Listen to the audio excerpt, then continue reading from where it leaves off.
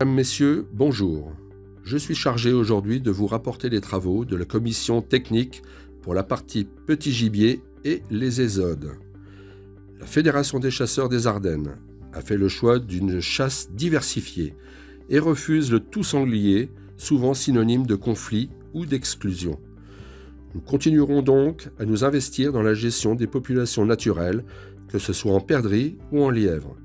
Le faisan représente également à nos yeux une chasse d'avenir, car un bon nombre de nos territoires ardennais sont favorables à cette espèce. Le bilan de la saison écoulée se situe d'une manière générale dans la droite ligne des précédentes. Concernant le lièvre, 2032 ont été déclarés prélevés, soit 43% des animaux attribués. Le plan de gestion perdrix, quant à lui, est réalisé à une hauteur de 25%, soit 477 perdrix. Enfin, pour le faisan, le plan de gestion a été réalisé à hauteur de 33%, ce qui représente 551 oiseaux prélevés. Pour l'ensemble de ces espèces, il s'agit de prélèvements minimum, car beaucoup de détenteurs n'ont toujours pas complété leur compte rendu de fin de saison. L'allongement de la saison sur le mois de décembre a reçu un bon accueil par les chasseurs de plaine, qui y voient une souplesse pour organiser une partie de chasse et surtout un confort pour prélever les faisans lorsqu'il y a moins de feuilles. Pour maintenir la motivation des chasseurs de plaine, la Fédération a décidé cette année d'aménager le dispositif du plan de relance faisan pour ceux qui s'étaient déjà engagés auparavant. En effet, sur ces territoires, il est proposé une dotation par la Fédération de 3 faisans aux 100 hectares, plus 3 relâchés par le détenteur. Le dispositif initial qui a permis la réintroduction de 10 639 faisans depuis 2017 reste opérationnel pour les territoires qui souhaiteraient s'investir dans la gestion du faisan. Pour cette espèce, nous souhaiterions introduire sous forme de volontariat le non-tir de la poule, car ce mode de gestion donne de très bons résultats dans d'autres départements. Nous reviendrons vers vous à ce sujet lors de réunions de GIC.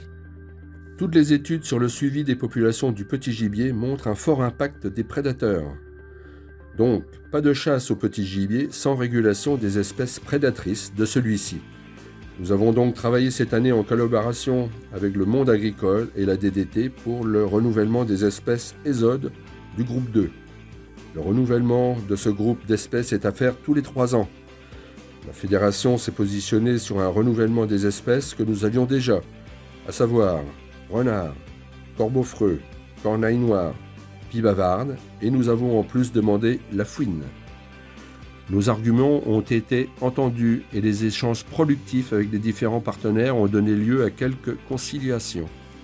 Le vote qui en a découlé était favorable à la liste soutenue par la Fédération, mais le dernier mot revient au ministre. Nous devrions avoir un retour sur la liste définitive dans le printemps. La gestion des espèces, qu'elles soient migratrices, grives, merles, pigeons ou sédentaires, chevreuil, perdrix, faisan, lièvre, dépend de la qualité des territoires. C'est un des rôles de notre structure de travailler à l'amélioration des habitats. Votre fédération intègre donc des programmes de financement, Agribiodivest, plan de relance, éco-contribution, éolien, car de nombreux propriétaires souhaitent mettre en place des haies et se retournent donc vers nous afin de conseiller et être aidés au montage des dossiers jusqu'à la plantation. Lors de l'année 2022, 61 km de haies ont donc été implantés dans l'ensemble du département. L'objectif est très varié. Il peut être paysager, limitation de l'érosion, protection du bétail, cynégétique, réglementaire, mais dans tous les cas, il aura un impact positif sur la biodiversité générale. La Fédération continue d'aider l'implantation de bandes de miscanthus en partenariat avec l'USEAL. À ce jour, 9 hectares ont été mis en place, ce qui représente un linéaire de 11 km.